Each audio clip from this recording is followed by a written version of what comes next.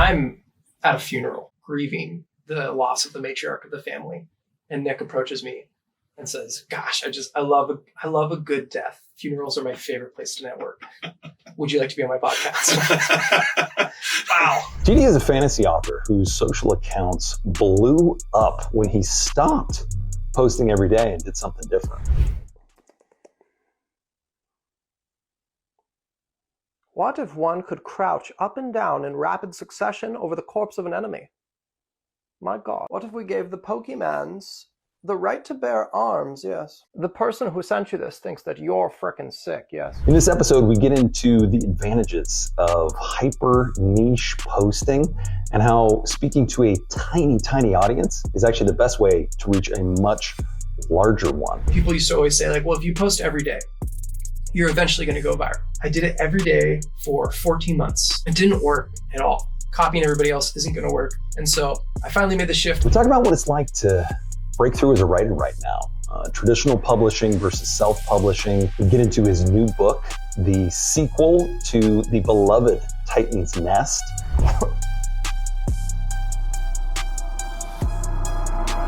My God. TD, so good to see you. Nick, what an honor it is to be here. Such an honor. Yes. Your social followings have exploded since the last time I saw you, which was just a few months ago. Correct. And I think we should touch on how we met. And I'd happily paint the picture. Let's start there. Yes. I'm at a funeral grieving the loss of the matriarch of the family. And Nick approaches me and says, gosh, I love a good death. Funerals are my favorite place to network. Would you like to be on my podcast? Wow. And I respected how bold that was. And so I agreed to come on. Yes. It, for the listeners who are familiar with Jim O'Brien. Yes. He was the first episode I did that was not about college admissions, and people really liked it. Was just a huge inspiration for where the show went from there. And Jim said, Nick, you gotta meet my cousin-in-law. Yes. TD. And yeah, just so happened to be at a funeral. That was not Nick's opening line, to be clear. No, you were extremely respectful. Yes. Yeah. I mean, I said hi first. Yeah, I think you opened with hi. Yeah. So how have you done this? Because you've got, let's start with the niche that you're in. Sure. Describe this niche for people. Because it's nichey. It's extremely niche. I think, is it niche or niche? It is niche. Niche feels, you know where I got it from? Tell me. There's this YouTuber and he talked about how the riches are in the niches. And then he talks about a lot about how he's like, I know those words don't actually rhyme because it should be niche. Sure. And yet he says it so often and is really correct with his general advice on podcasting. Pat Flynn is his name. And it was a real exciting moment for me when he came on the show about 6 months ago, because I was like, this is the guy I learned half this stuff on how to guide a channel. Yeah, I think we need to touch on that as well. You have such an impressive catalog of people that you've had on you. And I was scrolling through after we first met, and we were joking, and I was joking about coming on because I've never felt more underqualified for a podcast in my life. You have a very impressive group of people that you've had on here. So I'm not sure how I wiggled my way in here, but back to my niche. Sure. Well, we're not above nepotism on the Nick Standlea show. And you're in the O'Brien family. Yes. We're going to take care of all of you. And for the listener, this guy's really funny. He's worth the time. And that's why he's on here. Even if you have not heard of him before, because you're not in that fantasy novel world, he's worth your time. So let's dig into what that niche is. Far too kind. Yes. So I'm going to start at the beginning, if that's okay. Yeah. So my objective in life is to be a full-time fantasy author. That is the desire of my heart. And so I started writing back when I was in college. Well, I've been writing since a little kid, but seriously in college and trying to produce novels, and finished some projects that I was excited about. And I had no idea how to get them out in the world. And so, of course, here's social media. I'm always a fan of the free option, and social media, of course, is free. So I started taking steps to set up a platform, and maybe a year or two ago, back in the day, people used to always say like, well, if you post every day, you're eventually going to go viral. Right. If you post every day, by like the 8-month mark, you'll probably have 10,000 followers. That's just how it works. It's that easy. Yep. And so I was like, okay, excellent. This is a great way to bring some attention to my work. I just have to post every day. I don't have a ton of gifts, but I'm incredibly persistent. I think that's my greatest gift. And so I'm like, this is actually fairly easy for me. And so I accepted that challenge, and I said, okay, I'm going to post every day for a year minimum. And I did it every day for 14 months, and I didn't miss a single day on Instagram. And like a quarter of the way through, I started TikTok as well. It didn't work at all. Yeah. Even at the end of that year mark, posting every day, I would average, it's like so rough, like 12 likes on a video and 1 comment from my mom that's like, "You're doing great, sweetie." And that's like far more embarrassing than even, So it didn't work at all. And I was just incredibly frustrated and wanted to quit. And so I just started scrolling through what's known as Bookstagram. And before Yes. we get to the turning point where you start to, where the story turns Sure. and the hero finds his way, The villain. had you written Titan's Nest at this point? Yes. At this point, I had written, so Titan's Nest is technically my 3rd novel. The first 2 are terrible. Titan's Nest I was excited about. And so this is the book that I was trying to get out into the atmosphere. And it's just a self-published project. And we can talk about that as well. The difference whenever you think we're ready. But Yeah, we'll get into that for Okay, sure. okay. But we'll start with the social. Yeah. So you've written this book. Yes. You can't, I'm sure, get any publishers to call you back, because that's the state of affairs as a Correct. young writer in this world today who doesn't already have a hit book. They're like, well, if you don't already have a hit book, why would we want to take your call? Right. And you said, okay, so the path is to build a platform on Right. social media, Yes. posting every day. It's not working. It's been nearly a year. Your 14 months at this point. Yeah. Okay. So over a year. Yeah. And yeah, so my goal, because in the indie experience, being independently published, I haven't enjoyed it. I don't think I'm built for the indie life. I'd really like to go the traditional publisher route. So the whole heart behind building a following was to hopefully present to a traditional publisher and be like, hey, here's the following that I've built. This is the community that I have and the high engagement that I have. I'd love a book deal immediately. Yeah.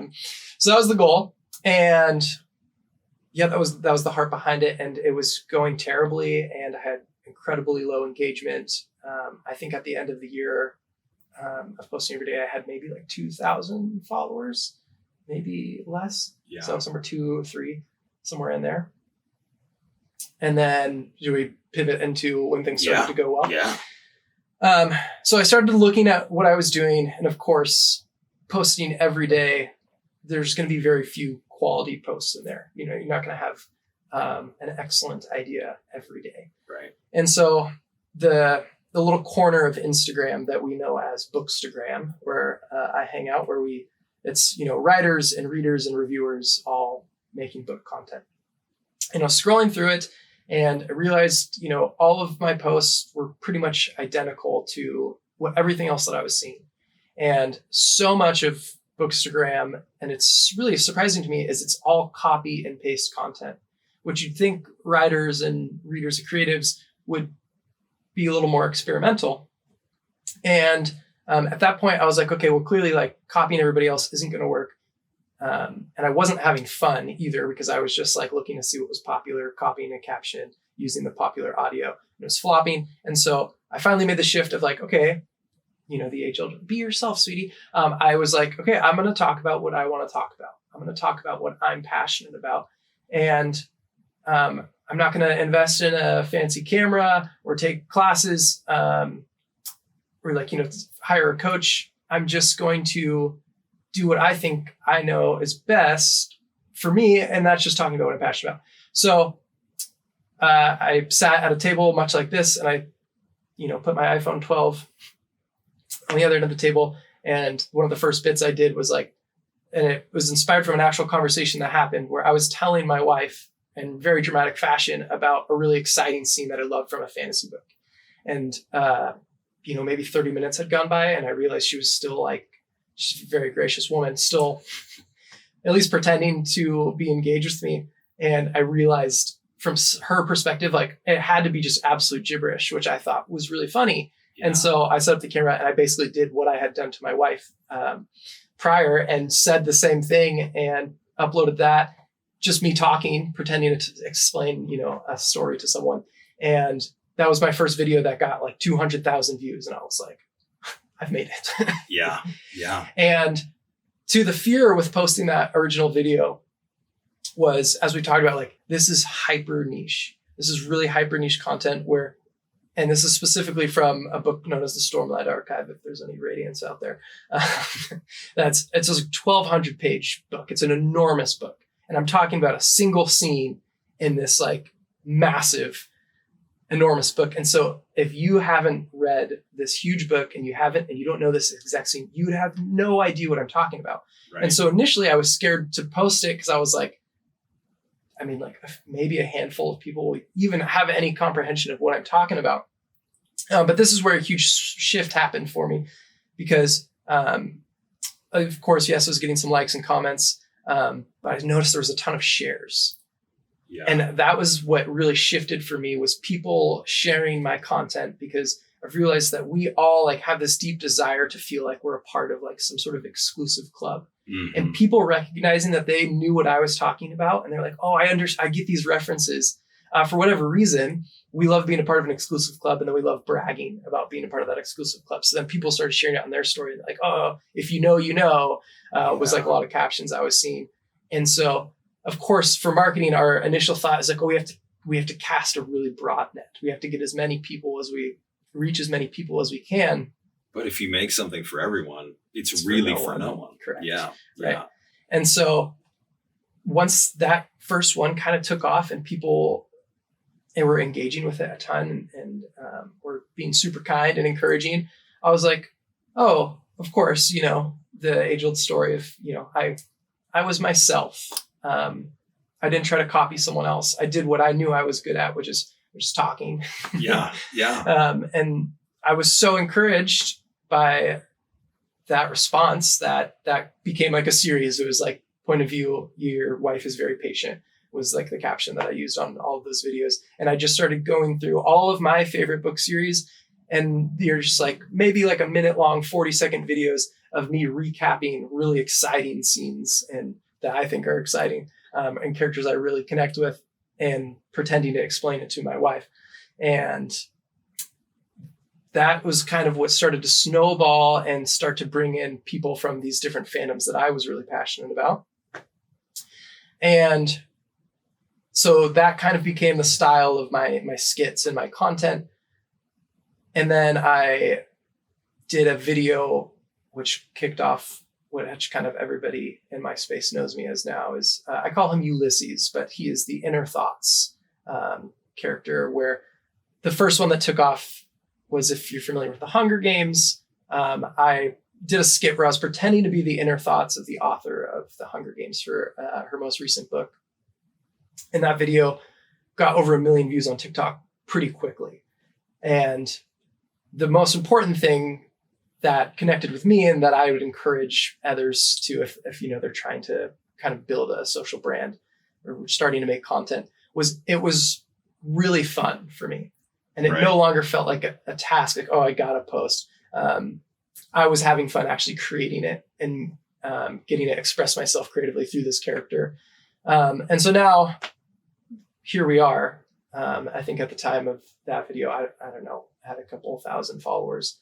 And we've seen just like pretty incredible growth from this one character that averages some, when I do this character, sometimes I'll have like 60,000 shares on one of these videos. Yeah. Which is pretty unbelievable. And again, it's me in my room with just the shittiest lighting, my iPhone 12, talking to the camera. And it's really encouraging, obviously, that to see people get as passionate about these things as I am, because the nerdy life can kind of be lonesome. Well, they are hilarious. And you're now 107,000 plus on Instagram, and it is growing really rapidly. Like I think when we talked at your grandmother's funeral, it was in some 20 odd thousand. Yeah. And it kind of seemed at that time, well, how big does this niche actually get? For sure.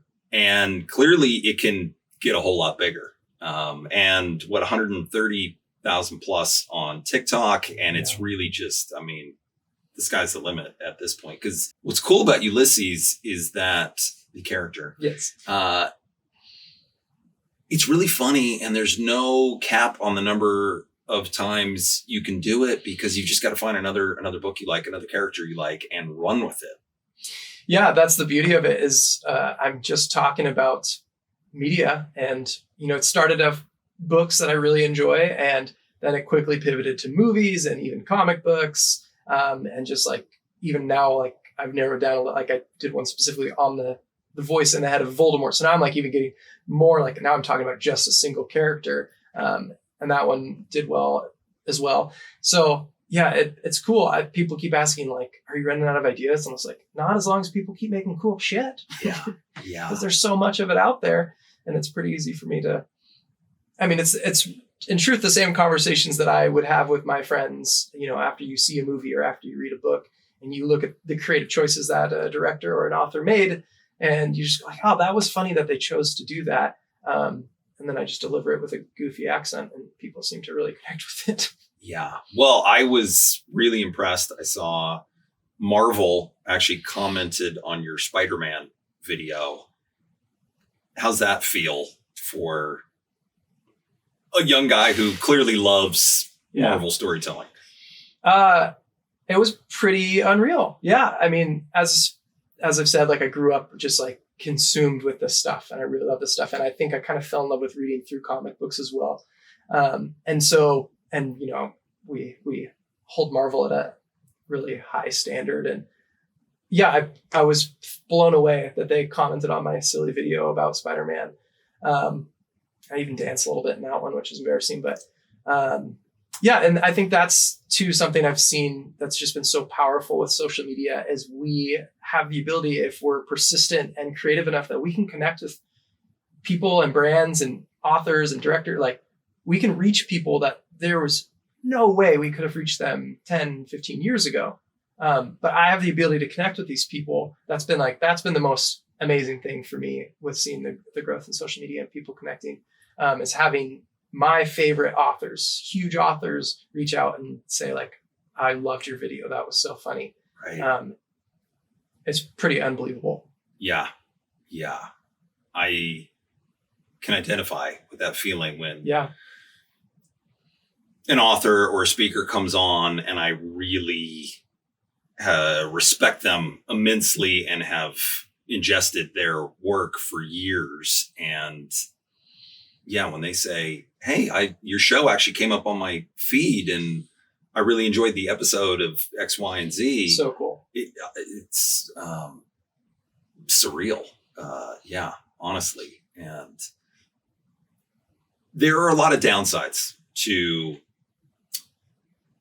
social media and the new digital world, but the connectivity that's possible is a really cool feature, because when I was 20 years old, you probably weren't even born yet, but at that time and place, there was no way to connect to your favorite author, filmmaker. I mean, it just didn't exist. Totally.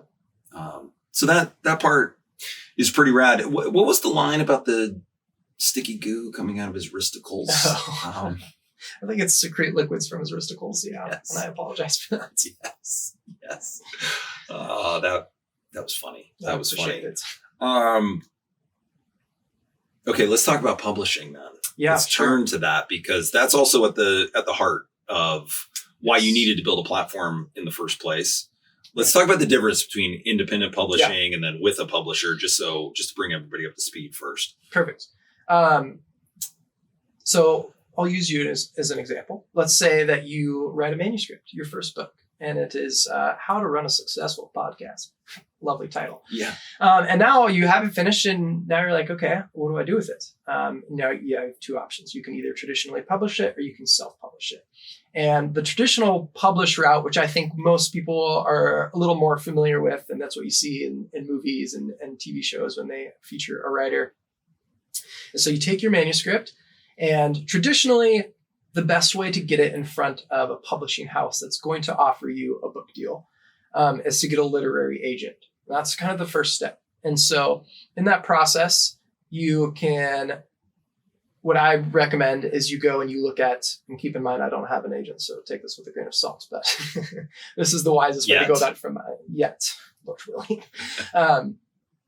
You take your manuscript, you look at an agent who's representing maybe someone else that's written a book about podcasting. Yeah. And maybe you like that book, you think it's similar to yours. And so you would look up this agent, and then you go to their website, and they usually have a wish list.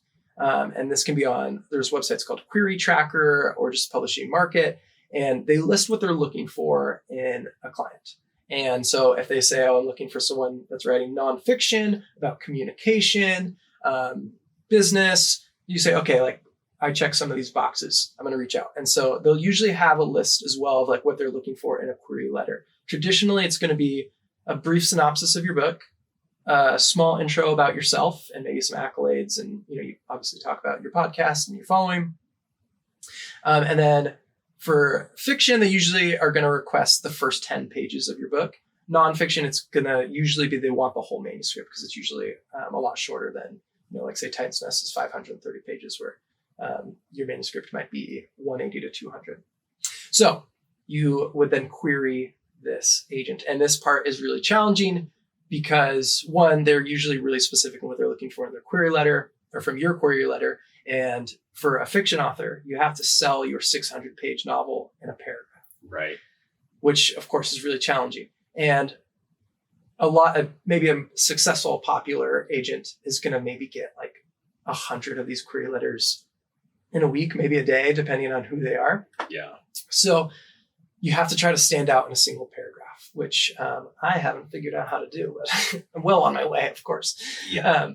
So this is challenging, right? And so this is why very few people actually land book deals, because this first step of getting in with an agent is really challenging. But if you do, so say the agent likes your query letter. They say, oh, wow, I've been incredibly tantalized and titillated by your query letter. I'd like to read your full manuscript. There he is. Yeah, there he is. I was hoping Ulisses would show up. He'll rear his ugly head on occasion. And so now you have the opportunity to send your full manuscript.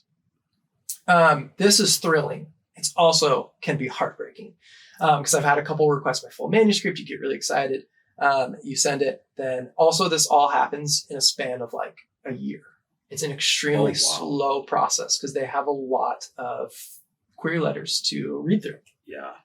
And so it can sometimes take 6 months to get back to you for just to request your manuscript. Right. Some I would say like on the quicker side is like 3 months. That's like a pretty quick response. And then they're going to read the manuscript, which if it's 500 pages, they're not going to do that in a couple of nights. Right.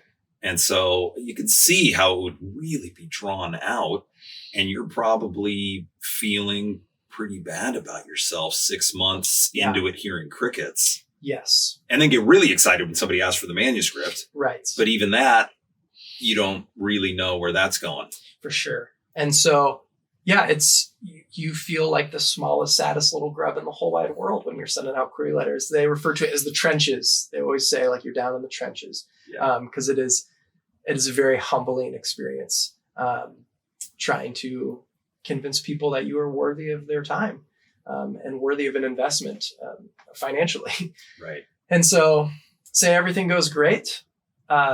The agent loves your full manuscript. They read the full book. They say, Nick, this is fantastic. I think this will sell. And as the agent, I'm going to use my connections to go to different publishing houses and shop it around. And hopefully, the dream is it kind of goes to a bidding war. You want multiple publishing houses interested and trying to one up each other for the rights to your book. that's the dream for a lot of writers. Because of course they're going to buy it off you, and you're going to get paid a livable wage, which as an artist, drooling at the mouth, just considering it. Yeah. Although I've heard even some of those advances for a first time writer are not. First time, of course, are going to be much smaller than, someone with a much bigger catalog. But because like $20,000 might sound like $100,000 might sound like a lot of money. Right. But if you're talking about something that took you years to create and then a year to shop around, well, okay, if we're spreading $100,000 over 6 years, that's not adding up to a whole lot as annual income. Totally. Right. Yeah. So it's not always as fruitful as people think as well. And so that's another reason why you want to find a good agent and you want to say yes to anybody, because you want somebody that's going to fight for you and get you a deal, preferably that you can live off of. Yeah. So that you can continue to do this, or a multi-book deal, of course, is the dream, where you're guaranteed a certain amount of money for each book you write, which is really cool. So any agents listening, let's get Tanner set up. Yeah, for there. a 5-book sequel deal on Titan's Nest. I love where your head's at. They are licking their lips. I can see it now. And so of course, then that just goes to negotiations. Here's the downside to traditional publishing. You lose most of your creative rights. You might not get to choose the title anymore. How to Run a Successful Podcast, they might throw that out the window. It was such a good title. It was such a strong title. Tragic. They can remove things. They can have you add things that maybe you don't feel comfortable adding. I've heard stories of successful authors saying my favorite chapter that I was really excited about was chopped out because of my editor. Yeah. Or not getting, and of course you don't get to choose the cover art. A good deal, you'll get some say in it, of course.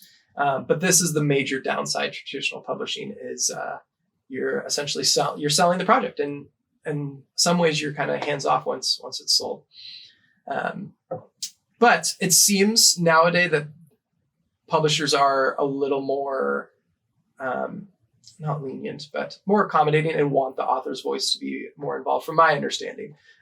So I don't hear a lot of like, oh, they completely changed my title, unless there's already something that exists with that title. But I did just hear a story like that, though. It's a pretty successful book. I don't know that I'm allowed to share what book it is because we didn't say it on the air, but we talked about it off air, and that this was a publisher of high standing, especially along academic lines. Okay. And they just said, that title doesn't fit with our brand. And was a tough one for the authors because they were excited that they'd gotten a deal. Yeah. And yet it was a fantastic title, but it did have fuck in the title. And they were like, that is just challenging to market. And they're like, we can put that as the name of the first chapter. And to my mind, it was not that I necessarily know, but when I read the book, I was like, oh, that should have been the name of the book before I'd heard this story. Yeah. And to hear afterwards that that's what they had fought for and went 10 rounds over it. And finally it was like, hey, this isn't your call. Yeah. Like they just kind of pulled that one. They're like, we gave you money. We own the creative rights now. And this is what it's going to be called. And this is what the cover will look like. I mean, pros and cons. Okay, continue. Cons. Yes. So that's the traditional published route. That's what a lot of people, there's some cool, obviously, okay, we'll get into traditional publishing or self-publishing and talk about why the traditional publishing is a little more sought after. But so the beauty of self-publishing is that literally any schmuck can do it.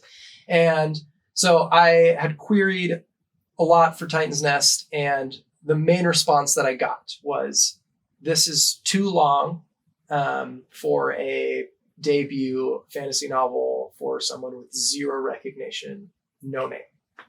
I said, that makes sense. Sure. That's fair. Sure. And unfortunately, and I'd been encouraged by some people like, oh, with like, if you're going to pursue traditional publishing, start with something smaller. yada, yada, yada. And unfortunately, I was like, I'm really passionate about this story and I want to do this story. And so I had a few people request the manuscript, and I never made it past that part. Just at least their response to me was usually, this is too long. And fantasy is also interesting, like, nonfiction outsells fantasy to 100 to 1. Those aren't actual numbers, but it's pretty drastic, the difference. Because again, this is a hyper niche. And so it's a lot harder to sell a bigger project like this.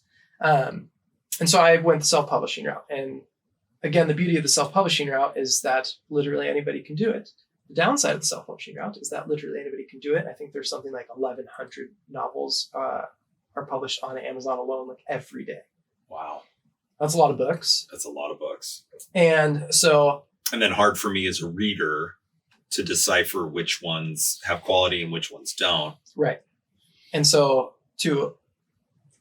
that is a huge part of obviously using social media, because like you just said, there are millions of things that are vying for our time and trying to get our attention. And whether that's books or our phone, movies, video games, just our jobs, right? There's so many things. And so we seek the voice of people that we trust to say, hey, this has value. This is worth your time. And so that was a huge part of my social media push, was like, okay, I want to get Titan's Nest in front of people that will validate it. Yeah. And people, voices that trust. And so that's why obviously social media is huge, to get it in front of these reviewers who people trust and say, yes, hey, this is self-published. Everyone's like, ew. But they're like, but we think you enjoy it. So that is the goal. So anyways, self-publishing, everything falls on you. You have to do obviously all the writing, all the editing. You will hire somebody to help you with the writing, but you have to pay for all these things up front out of your own pocket. So you have to pay for editing. You have to pay for the cover design. You have to pay for the font work, the typography on the cover. You have to get your own website up and going. Again, socials is obviously all on you. And then you have to find distribution. You have to find a printer. And for someone who's never done this, it's incredibly intimidating. There's a ton of steps, and it's just a ton of administrative work. And that's been my biggest battle. Is I'm kind of stereotypical creative, where administrative work just devours my soul. And it's really soul crushing for me. And so when I'd much rather be writing and making silly videos.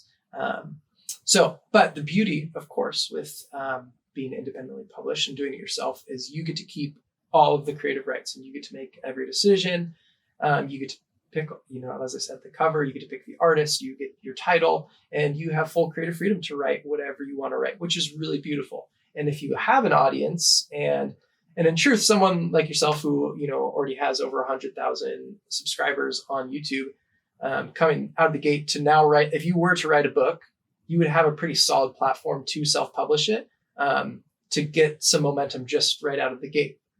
Okay. And so you're advising me how to make a podcast. That's yes. The book I should write. Okay. Yes. Okay. And so there are now authors, which has been really interesting, because we haven't really seen this pivot in the history of publishing, but really established authors who sell a lot of books already with a traditional publisher. Like, I've got a huge fan base. Why am I using a traditional publisher when I can go self-published and keep a lot more of the financial gains of publishing the book? So there's been some pivots in that. And then Kickstarter has really changed the game for like independent publishers. So Brandon Sanderson, who is kind of my hero, he's built this incredible empire.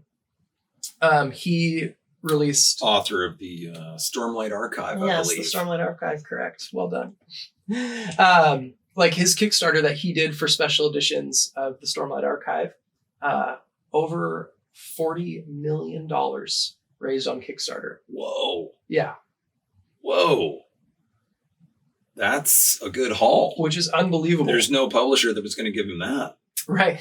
And of course, he doesn't keep all that. That's to produce the books. But he's going to keep a much larger chunk of that than he would if he was traditionally published, which he still is traditionally published through Tor Publishing, which is my dream publisher.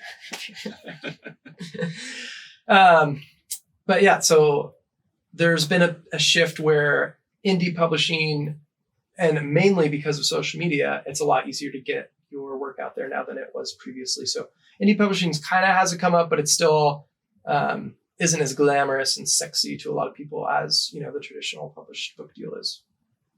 Yeah, interesting. I mean, if you're trying to establish yourself, that traditional publishing is a stamp of approval. It's a credential where you can go, hey, I'm for real. Yes.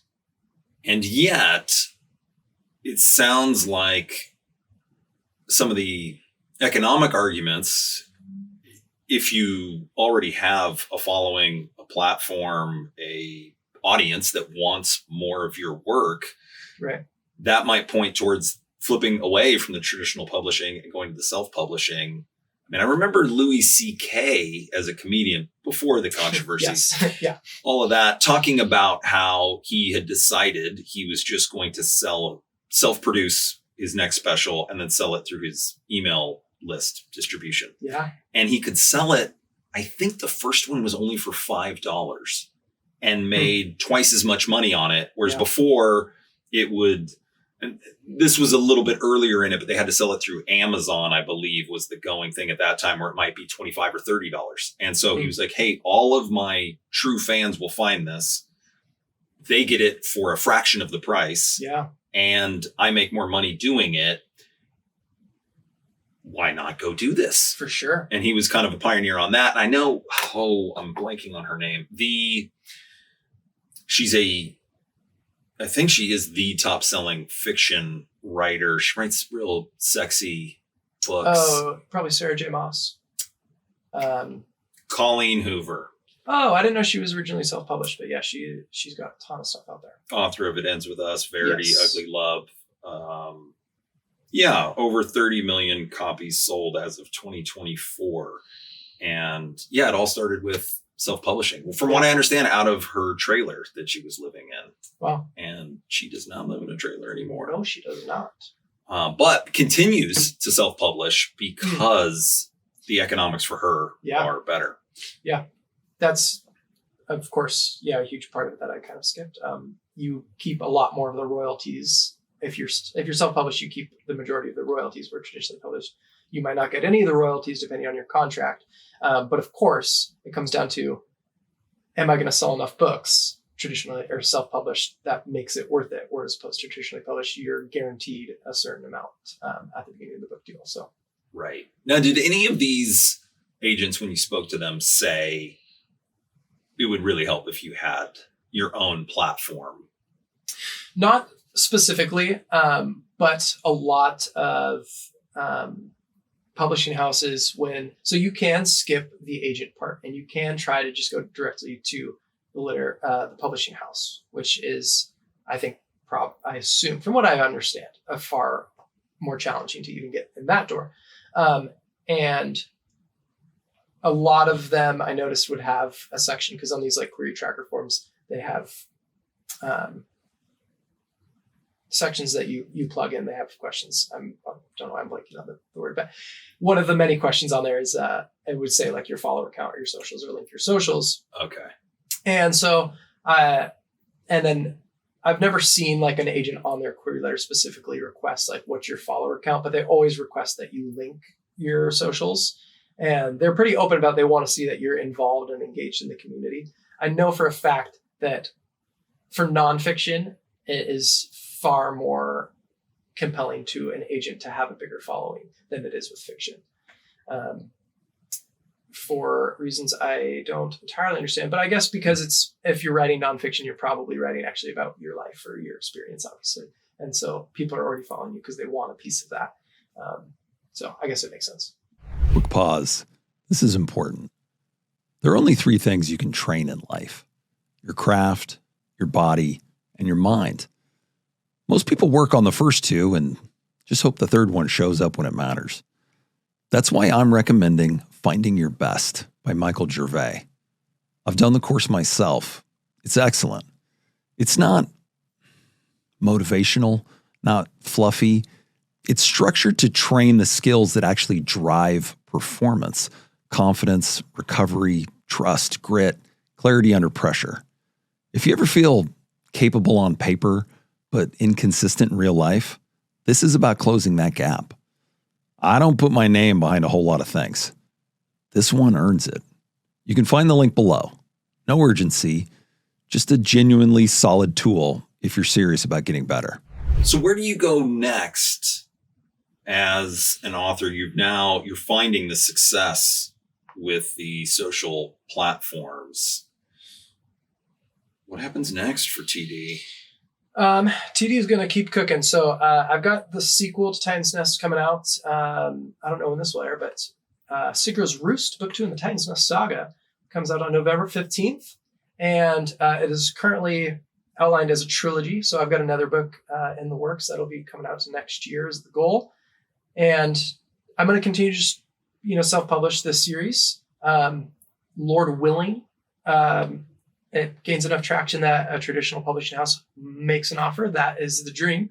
But until then, I also have some other projects that I'm working on in secret that I am going to start querying again. And I'm hoping with my newfound following and with putting a lot of effort into building my brand, that someone's going to recognize this effort as just recognize my tenacity and my creativity. And it would be awesome to find a traditional deal so that I can help continue to finance doing the self-published stuff, because I do love having full creative control, which is really cool. But you have people, I'm sure, that would love to hear from you now, because I don't think I can overstate what a big deal it is to end up at more than 100,000 subscribers in a hyper niche area where you now are one of the big dogs on social media in this space.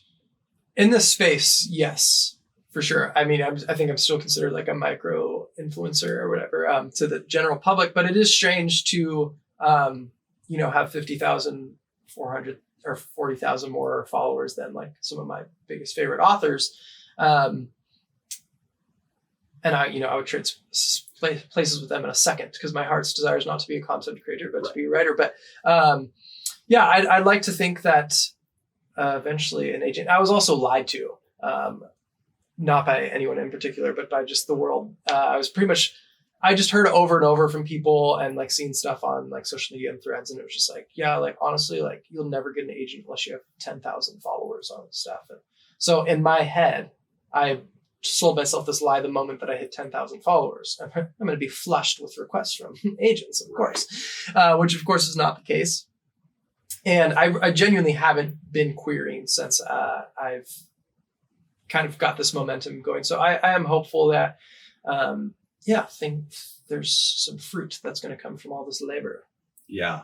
Yeah. Well, and so it's interesting because you mentioned Brandon Sanderson earlier, who you have done some collaborative stuff with, and then also Pierce Brown, that's got to be really exciting for you. Because I know I didn't know those names off the top of my head when I saw that, because I'm not in that fantasy novel world. Sure.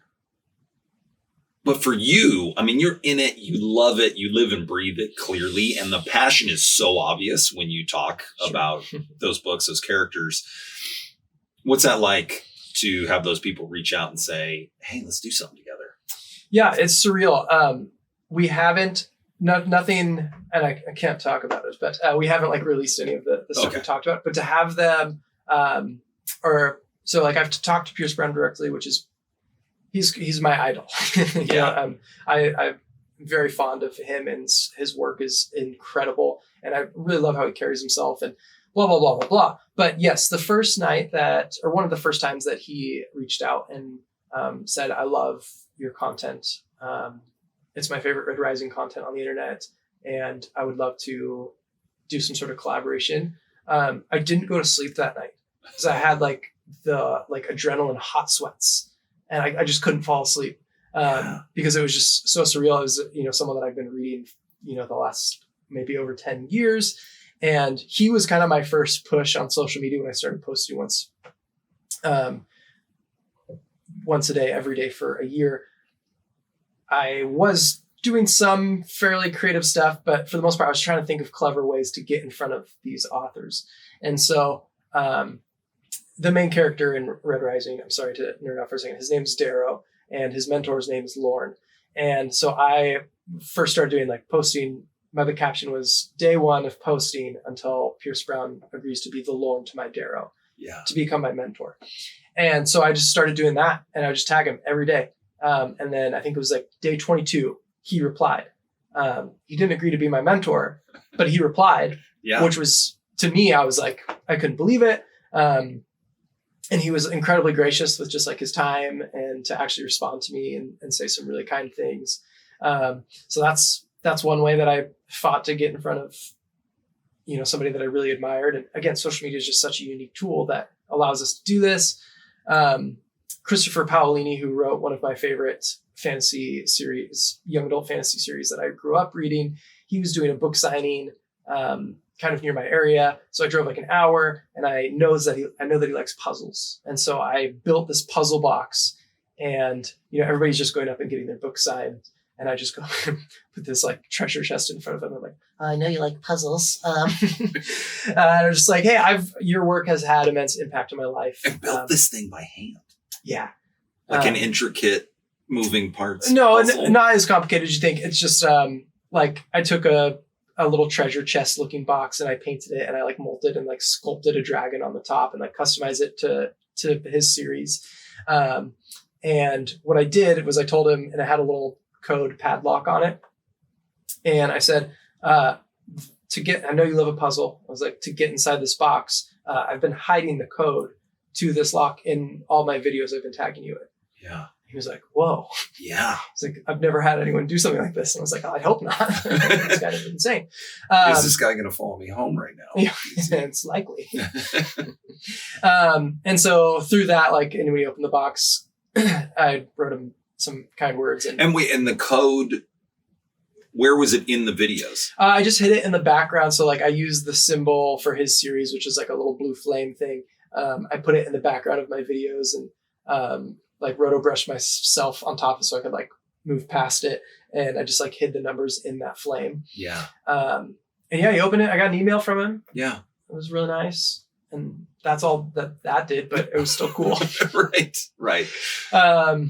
Yeah. So just like trying to do unique things that I've never seen anyone do. And I've met a lot of people in the space now, especially like other indie authors who are trying to do the same thing I am. And talking to me like, nobody's doing stuff like that. Nobody's like, I mean, it's really scary to put yourself out there like that and jump out of your comfort zone and just like straight up ask someone that's really successful, like, hey, I think you should be my mentor. Right.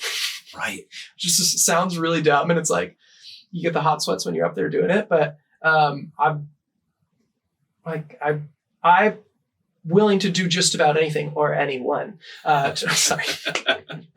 I'm like, why not? Like the worst that's going to happen is someone's going to say no or humiliate me, but that's okay. Sure. Yeah. Doesn't seem like that's happened yet though. Yeah, not yet. And I'm sure even if some of these authors are not quite sure, like, is this person a stalker or where are they actually coming from? Once it settles in and they think about the effort and time that went into something like that, they're really appreciative of it. I have to imagine. Yeah, I'd hope so, but I don't know for sure. And again, like I haven't like officially done any of these collabs that we've like brainstormed with some of these guys. And they could end up totally ghosting me and be like, just kidding, this guy's an absolute weirdo. But it's worth a shot. And if this is, a small stepping stone, like a couple of failures to where I'm supposed to be, I'm willing to crawl on my hands and knees to get over there and make it happen. I love it. I love the passion to find your way in this industry and find a way to make it work, because most people give up long before the point you're at, and you've kept at it and you're finding a way through. Because in any of these sexy industries, right? Because I know the actual drudgery of writing it doesn't feel that sexy, but it is a very cool thing to be at a party and be like, I'm a successful writer. Sure. Or I have to imagine it would be. Yeah. Or if you want to be an actor, or if you want to make films, whatever that thing might be in this sexy industry, there are just so many people vying for a very limited number of spots. Right. You've got to be willing to do what other people won't do, or come up with something that's just so out of the box they never thought to do it, to find your way. And it's inspiring to see somebody who's figuring it out. Well, too kind. I don't know if I figured it out, but I'm certainly swinging for the fences. And that's a huge part of it, is just like experimentation. That's where I think I found some momentum on social media is, I see people complain like, I post 4 times a day, every day, and my engagement's terrible. And you go and look, and it's the same video over and over. Like, you have to be willing to experiment and try and fail.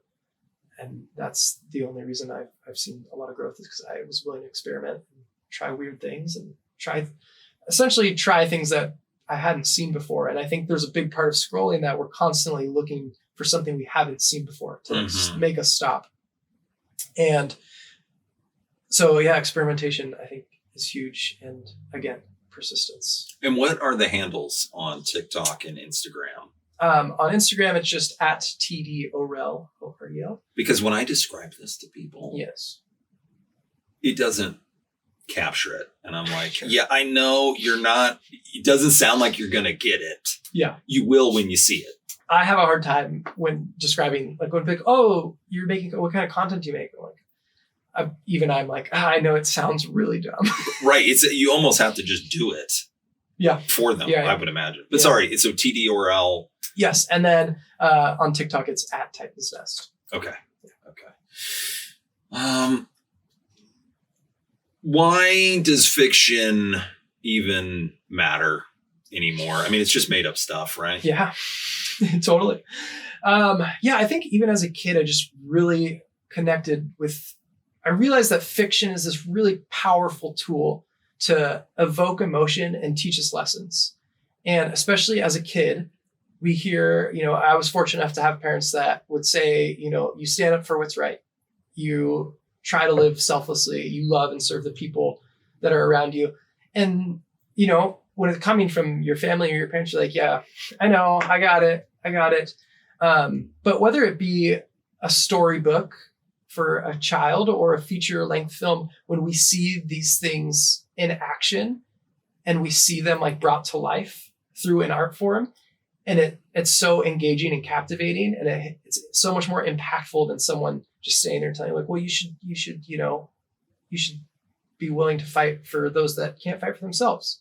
And you're like, yeah, that's nice. But then for whatever reason, when we see it in this really like beautiful and articulate form, and my, of course, favorite is in the written form, I've always just found it so impactful and felt really convicted by things that I've read. And with these fictional characters that, of course, our favorite characters are those that are broken and that are wounded and aren't perfect like us, and they have faults. And you're like, I relate to that. I understand. And yet this person, despite that, they keep going. That person, despite the same insecurity or fear that maybe I have, they're willing to overcome this insurmountable odds. And I think we learn a lot more about ourselves from fiction than maybe some people give it credit for. And again, it's just a really powerful reflection of who we are. And a lot of times it's a really dark reflection when we see like a villainous character in any shape or form. And it's like, we see the ugliness of our world brought in a clever way. And sometimes it's so easy to like spot that evil, where it's not always like, it's hard to talk about hard things in real life. Yeah. Like if I start talking to you about genocide or religion right now, it's like immediately we're both like, we'll be kind of uncomfortable. Whereas when we come upon it in fiction, it feels like a safe place to explore these ideas.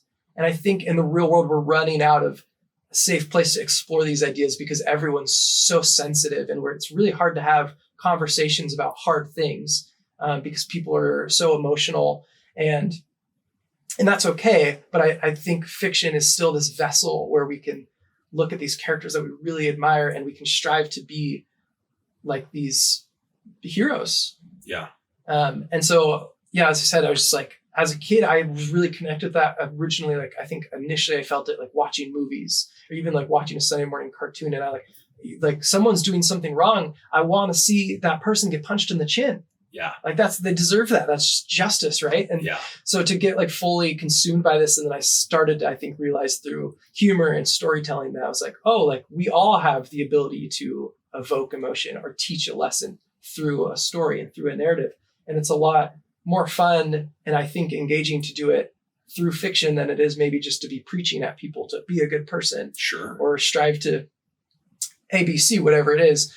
So that's why I fell in love with fiction. And that's why I think it still has like such a grip on my life is I love reading about hard things in just a really unique manner. And some people do it incredibly well. I'm not one of those people yet. I think I'm trying to learn, but I don't know how deep I want to go into specific character examples, but that's my answer to why I love fiction. But no, I am with you. And I thought there was this profound explanation about it. It's buried in Yuval Harari's work. Mm-hmm. He is a professor. He wrote Sapiens and then he wrote Nexus. And he talked about history from the very beginning all the way up to the present moment. And that early on, I mean, when we're out there on the savannah and able to group together in tribes, that we needed an information system to expand beyond 100 people. Yeah. And that thing was story. Story came in and could unite thousands of people together because all of human success is based on trust and working together, so much so that we can't even see it when we're in the middle of it. But like we board airplanes without interviewing the captain who could crash us all sure. based on trust. Yeah. And that it really is story was the original glue that brought people together and enabled humans to outcompete all the other species on Earth. Because once there was a shared story, it could be a group of 10,000 people and suddenly we go, oh, you're on that story. Yeah. We're on the same wavelength. This is someone I can trust. This is someone I can work with without having to know them personally. And then it really enabled the entire modern world. I thought that was a unique, cool way to think about the power of story. And he's talking about fiction. He's not talking about so cool. preaching at somebody. Right. Because that we all know that doesn't work. Yeah. And yet a gripping story, it is magic for our base wiring. Truly. Yeah. What are some of those characters and stories that? Again, to go back to Brandon Sanderson. Yeah. It's a story that I read years ago and specifically a moment. So there's a character named Kaladin Stormblessed. Okay. And Kaladin was sold into slavery by the kind of highborns of this world and has lived a horrific life because of these people. They're known as the Lighties. And he's been branded as a dangerous slave. They've marred his flesh and they kill. There's some Stormlight spoilers here. If you're going to read Way of Kings, skip this part. And they've killed like the person that's most precious to him, that he kind of committed his life to defending. And again, this is a massive, 1,200 page book where we just see Kaladin get spit on and he's treated as a dog and just goes through a horrible experience, this enormous book. And then in the finale of the book, he finally has the opportunity to take him and his fellow slaves and they can escape. They have this window. But he looks back and he sees these Lighties that have treated him so miserably, are incredibly outnumbered and they're trapped and they're going to be slaughtered. And he stops and he turns back and you just know immediately because of his character that he's going to go save them when he has the opportunity to leave them. And they would leave him 100 times over again. He owes them nothing. And just like as a grown adult, like sitting in my room, like crying over the scene. Yeah. Which how often I grew up in church and I've, seen the pastor up there 100 times say like, love your neighbor, love your neighbor, love your neighbor. And we hear it so often presented that way that we grow callous to it.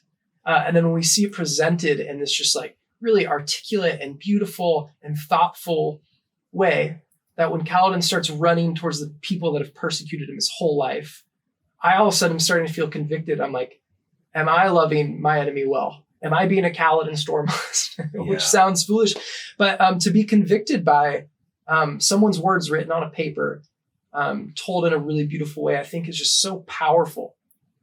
And again, it's just really cool to be told in a way that evokes emotion. Yeah, I'm continually, when I stop and think about it, blown away by that experience. You're just reading something that someone wrote down on a page. Right. And yet it can move so much in us. I mean, it can change the way we look at the world and then behave in the world. Right. Yeah. It's powerful. And it should convict you, and it should make you ask, like, do I love and serve people in this way? Like, would you run and save your friend, let alone your enemy? I think it is really powerful. And who knows, maybe that week I was a better person. I doubt it, but I tried. Yes. because of Kaladin, which is, I think. This episode of the Nick Standlea Show is brought to you by Zapier. If you've ever felt buried in repetitive work, copying data, moving files, sending follow-ups, you know it's like death by 1,000 mouse clicks. Zapier has always been the tool that fixes that. It connects over 8,000 apps: Google Drive, Slack, Notion, Gmail, MySpace, you name it, so your tools can finally play nice together. But here's the big shift. Zapier now lets you create AI agents with their ChatGPT integration. Think of them as tireless teammates who never complain, never take lunch, and never get bored of doing the boring stuff. I've actually made several of these little agents myself. No Python, no JavaScript, just pure vibe coding, which is my favorite kind of coding, because even though I have no idea how to code, I just talk to the AI, tell it what I want, and almost magically, it works. For example, when a podcast guest books a time, Zapier can send them a personalized email from me preparing them for the show, create a draft of show notes, update my calendar, and even prep a social media post automatically, all of which frees me up to focus on the important stuff, like taking credit for the amazing work my agents did. And now, Zapier just took it up another level for developers. Zapier MCP is available right inside ChatGPT, which means you can connect those 8,000 plus apps and trigger workflows just by writing what you want to happen. Literally, you tell ChatGPT, send this file to my team in Slack, update the spreadsheet, and draft an email, and Zapier plus ChatGPT figure out the right tools, do it for you. Getting started is simple. Head to the Zapier ChatGPT MCP server and add the tools you want ChatGPT to access. Follow the steps in the Connect tab. And if you're an admin on a ChatGPT Enterprise account, you can enable MCP across your entire workspace. So if you're ready to stop wasting time on busy work, join the AI revolution, and make a little automation magic of your own, try the Zapier ChatGPT integration using the link below. TD, let's take a moment to talk about AI. Yes. Friend or foe in the world of writing? Yeah, it is a loaded question. To me, as a creative and someone that considers themselves an artiste, my initial response is to say that it is a foe like we have never faced. Yeah. That it is the death of humanity. That it is the devourer of creativity in itself, which sounds really dramatic, and I understand. Have you had anybody with like a negative perspective on AI on the show? The Nate Stories episode is about to air, and he wrote a book called If Anyone Builds It, Everyone Dies. So he definitely has a negative, but he's really warning about the potential dangers of superintelligence and it actually killing humanity. So that, I think that's a slightly different. Sure. I think what you are getting at is something more nuanced, which is the death of a lot of things we love in our day-to-day life, because this thing, for whatever reasons that are above my pay grade, are allowed to be trained on all this copyrighted writing. Yeah. And now it can produce, if you ask it to, some facsimile of that copyrighted writing. Sure. And it also allows people to, in a very short period of time, crank out some slop and then go self-publish it. It's never been easier to make something without substance and slap it up on Amazon. And I don't care for those aspects of it, but I also recognize the huge gains and wonderful things that AI can also provide. So I think it's good to get into all of that. Let's get into where you're coming from a writer specifically, though. There was a tweet that was circulating a while ago, and I'm blanking on who it was from. But they said essentially, like, I want AI to do my dishes and take out my trash. I don't want it to write for me. Yeah. And, you know, I think, of course, like currently where it's at, it's like, oh, I have this thing that can write for me so I can go do my dishes and take out my own trash. Yeah. Creating time. As someone that's just really passionate about storytelling and creating, of course, I watch a lot of interviews of authors and directors and filmmakers that I really admire. And when they talk about a film or a book or something that they're really proud of, I don't think I've ever seen an interview where they say like, oh, do you know what? Like one night it all just came to me and it just flowed out of me and it was so easy and I was done in a few weeks. And here's this masterpiece.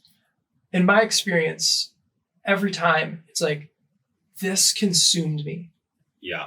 This like broke something inside me that I don't know if I can fix anymore. Yeah. And it requires sacrifice. And I think the further we move away from that, because it's just like in our world, we're just so obsessed with shortcuts. What's the easiest way to do something? What's the quickest way to do something? That I think we're losing why some of our work can be so impactful. Because in my opinion, you know, I remember playing football and, you know, they'd ask us to take a lap around the field and the guys that would cheat and the coach would be like, you're only cheating yourself. Yes. You're only benefiting yourself. And in that moment, you're like, yeah, but like, am I really missing out on that much of the benefit if I cut just half? Right. Like I still ran a little bit. I still ran. And it's like, we probably don't see the fruits of that the benefit from actually running the full mile or whatever it is, until we do it every time. And yeah, it takes more time. Yeah, it's harder. And it's hard because this is of course all in theory, like it's not tangible to say like the impact that actually creating has on your soul and on your heart and what you're passionate about. So it is really easy to discredit and be like, yeah, but like this program can do it. What you've spent years doing, it can do it in a day, 20 minutes, yeah, less maybe. And so for me, I just think like we are so blessed in the struggle.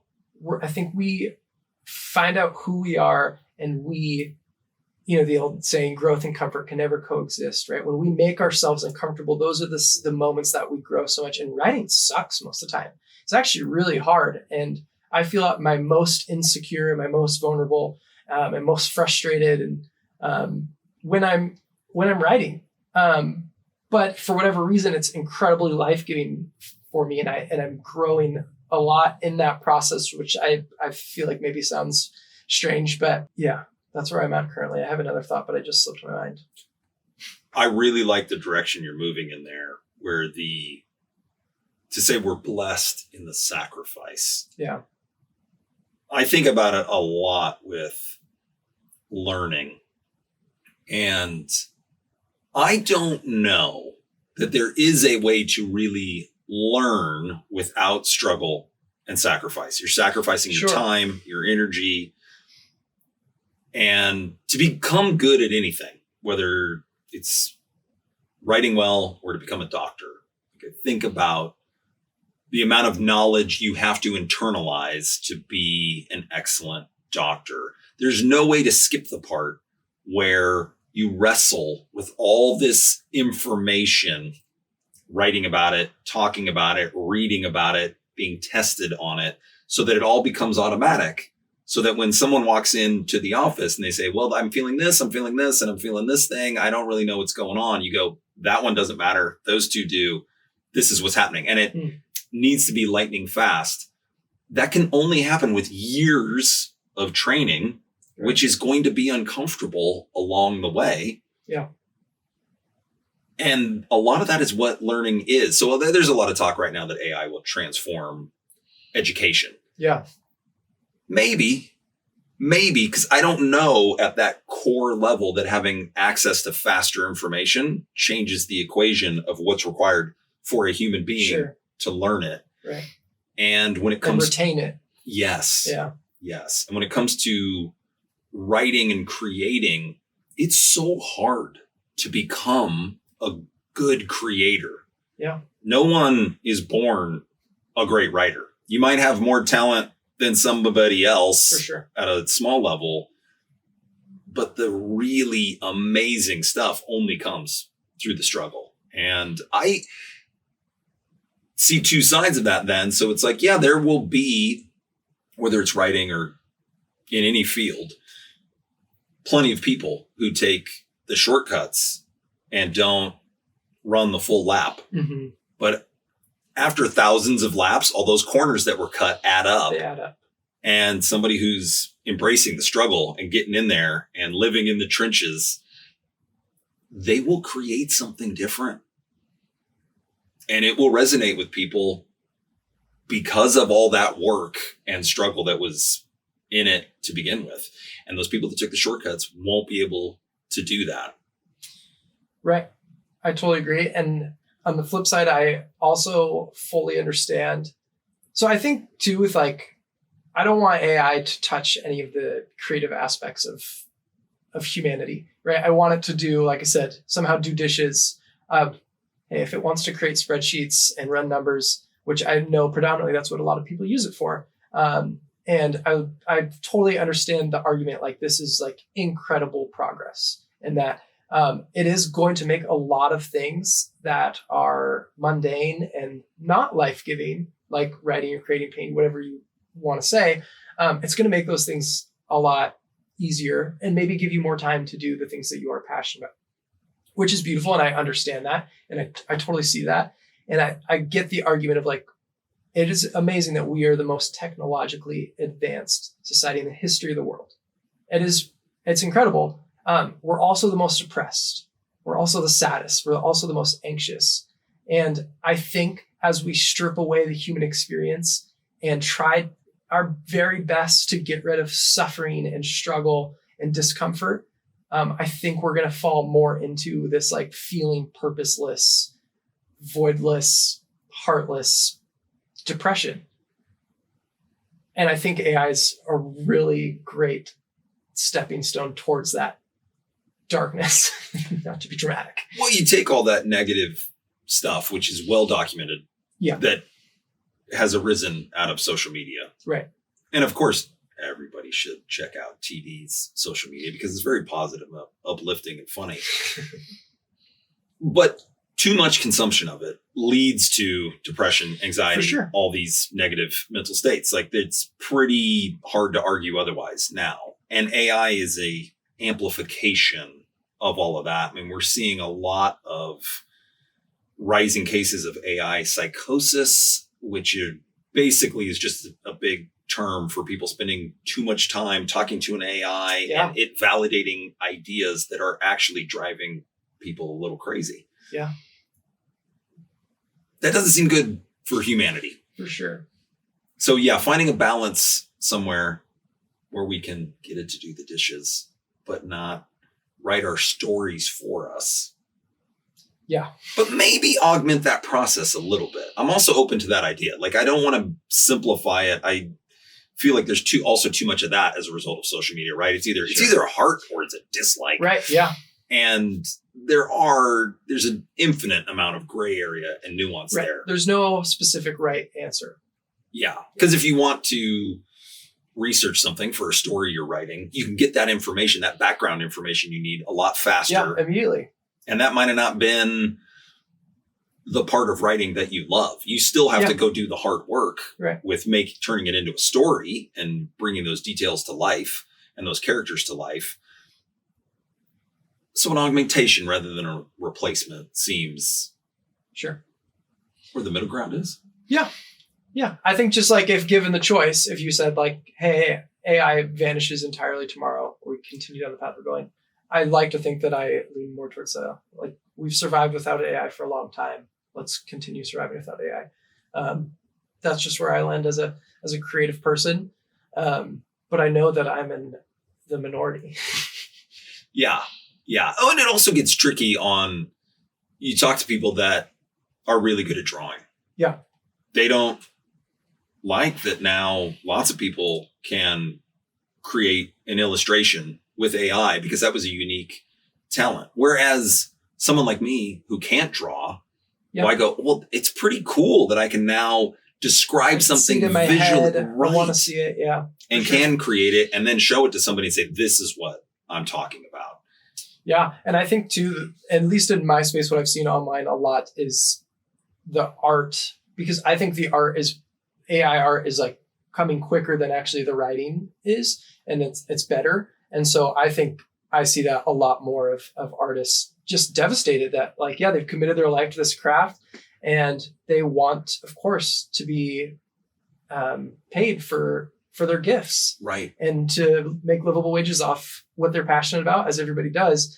But now companies and brands, they don't have to go to the artist anymore because in truth, the AI, yes, it's stealing from these artists and it's just copying them per se, but it's producing like pretty solid artwork. And if that was my field, I'd be up in arms as well. Sure. And I follow and I engage in, I follow a lot of those people. That's one of my favorite things that I follow online is like fantasy sci-fi artists. And so I see their fears a lot. And I think that's too like why I have my feelings about it. Cause I'm like, yeah, that sucks. It does. It does. It's such a double-edged sword. I was talking to a youngish, around your age, filmmaker, and he said, well, one, I don't have a choice anymore. I've got to work with these tools. So he was a little bit upset about it. He said, but on the flip side, he said, in trying to find the silver lining, he said, the new video creation stuff, in using it in concert with stuff that's being filmed in person, he said, there are things I can do now. And I'm pretty hopeful within the next year we'll really be able to do as the technology advances that would have required tens of thousands of dollars to do as a regular production. And he said, I think I can express myself more fully by embracing this thing rather than running away from it. But writing is a tough one because I'm a lover of good writing. Sure. And I don't think flooding the space with more garbage is helpful to anybody, especially aspiring writers. Yep. Yeah. And it is scary to think that, obviously I've put a lot of time and effort into this, and it is scary to think that somebody just used AI to write a manuscript and maybe they're signing a book deal right now as I'm sitting here bitching about it. So that's not a great feeling, but unfortunately it's probably moving in that direction, and there's not a ton I can do about it except for sit here and bitch about it. So I'm going to sit here and bitch about it. There we go. There we go. It is funny how it's sci-fi writers that have been warning us about this stuff for forever. And now that it's here, we're all just like, yeah, it's fine. Totally. Maybe encourage. What were you going to say? Encourage people that are trying to build a social following and share my final thoughts, and encourage them to just do what they're passionate about. And should we ask Ulysses what he thinks about AI? We could try. Let's give it a shot. Okay. What does Ulysses think about AI? Oh man. What does Ulysses think about AI? They're fond of AI. They will suffer for this perversion. I got to get into character. Those that admire artificial intelligence, they will be the first consumed by the robots. Yes. That's all I got. I love it. I love it. Oh, Ulisses makes me laugh. Oh, I'm so glad someone admires Ulysses. There are many of us out there now. I guess so. Yeah. And what do we have to say to those young, aspiring creatives that are out there, whether they're trying to build a following or just create work and get it out into the world? Yeah, we are really fortunate, even though I was just bashing on technology, but we are really fortunate that social media is this incredible free tool for you to express yourself and to talk about what you're passionate about. And I will say, be warned, as your following grows, you're not going to find fulfillment in that. I thought, when I was like, told myself, oh, when I hit 1,000 followers, like I'm going to be content.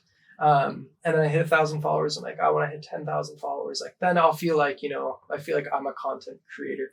And, at now over 100,000 followers, on both my socials, and now of course, like the needle just continues to move. But I think where I've found fulfillment, is truly just talking about what I'm passionate about and connecting with others who are passionate about those things.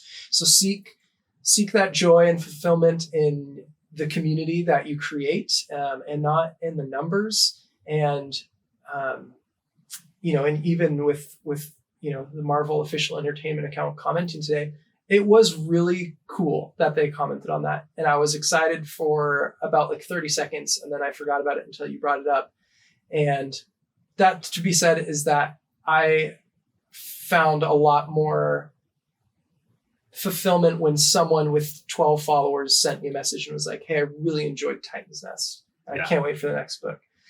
Because of course that is the desire of my heart, is to be a full-time author and not a content creator. I'm not sure where Ulyses is just rambling at this point, but I'd encourage you again, just if you pursue what you're passionate about, I think a lot of doors open. And when the doors don't open, don't be afraid to just bang your head into them as hard as you can until they do open. Love it. And then one more time for people who want to find you online. Yes. At TD Orel is on Instagram, at Titan's Nest on TikTok. I'm also on YouTube. I'm being inspired today to pursue maybe some more long form content that I'm not great at, but maybe I'll give it a shot. And Ulysses would like to say, this has been just incredibly exquisite. I love it. And then Titan's Nest can be found on Amazon. Yeah, it's all linked in my bio on Amazon. I recommend the audiobook if you're an audio listener. Mm-hmm. Yeah. There we go. Did you do it yourself? No. I only have the one voice, unfortunately. Okay. Not very dynamic in that space. Yeah. Fantastic. All right. It's been a pleasure as always. Thanks, Nick. I hope the next time I see you, it will be at a happier occasion than where we first met. As do I. Awesome. Fantastic. Okay, everybody. Until next time, ask questions. Don't accept the status quo and be curious.